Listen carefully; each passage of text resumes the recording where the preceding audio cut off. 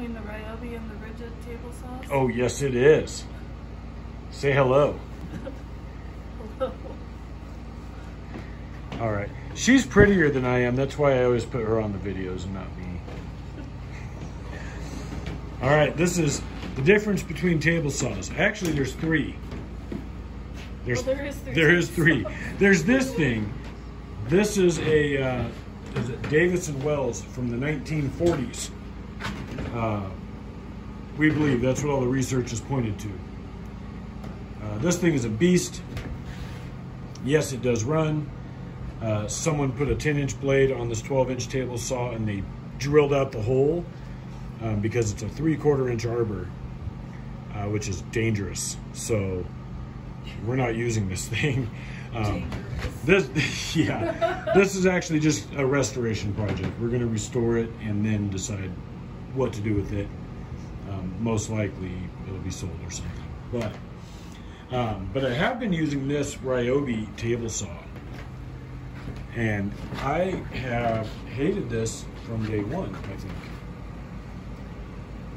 So this is the this is from a job site or a work site saw, portable, and then we got this Ridgid table saw. And what a world of difference. The price difference between these two is less than $100. Like, what, $70 or so left? $80 difference. So here's kind of the deal. First off, this has this stand. It has wheels, so when it's folded, you can roll it around, which is okay, but if you're trying to store it somewhere, that whole stand kind of gets in the way. Also,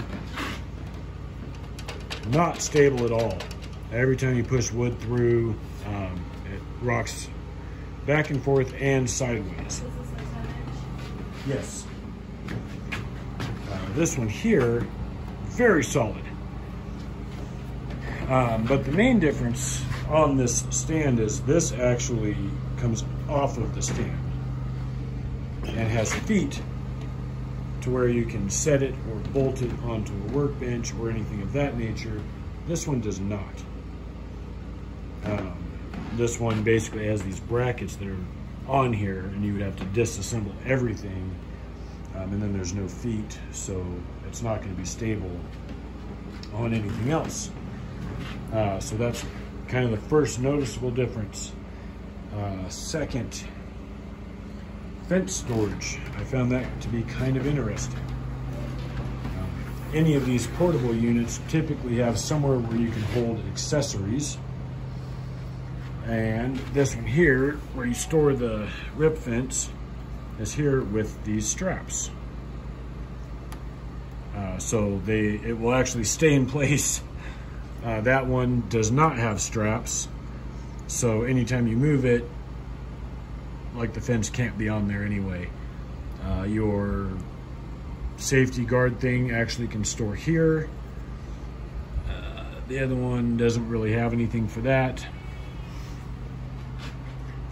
The cord storage on this one, it is wrapped up right now, but because this is the side that goes down, when you roll it, it's actually not good on your cord, so that's a problem. This one holds it really nice. Also, your blade wrenches are screwed in right there, and it actually holds them. If you notice, the blade wrenches are sitting up here because the little shitty plastic things that you screw on to hold these things just rattled right off. The miter gauge is up under here. It's really crappy. The fence on this one is really hard to move. Does not move well. Does not line up well with the numbers. And you've got this little arrow here, which moves when you pull out your extension table. It is literally always in the way of the fence. So what you end up doing is taking the fence off, sliding your extension all the way out, and then putting your fence back on. and that's a huge pain. This one here, fence moves, smooth as butter. Well, I just lied. But yes, it actually goes very smooth. Numbers line up well. I've already checked that. You can see I've got a speed square. I was playing with the trueness of the blade, and that looks really good. For your extension table, it's actually not an arrow that protrudes out. Now that is a little bit harder to pull out, but also, oh, it does have locks. Okay.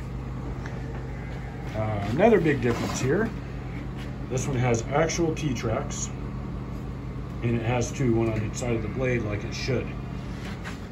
This one does not. It's got this shitty track with just a couple of notches. So any T-track type of accessories you cannot use with this. This fence is non-standard, so you can't go out and buy a different fence if you want for that.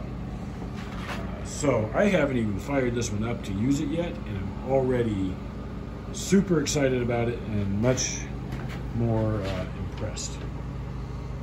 There is one thing that I found that the Ryobi does a little bit better.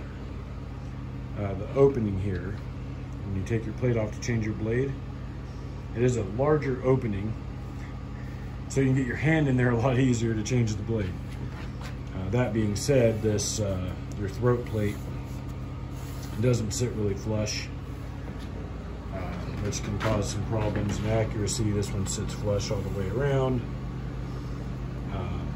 so I would gladly take, you know, probably an extra 20 seconds because I got to fiddle around with it because I have big hands.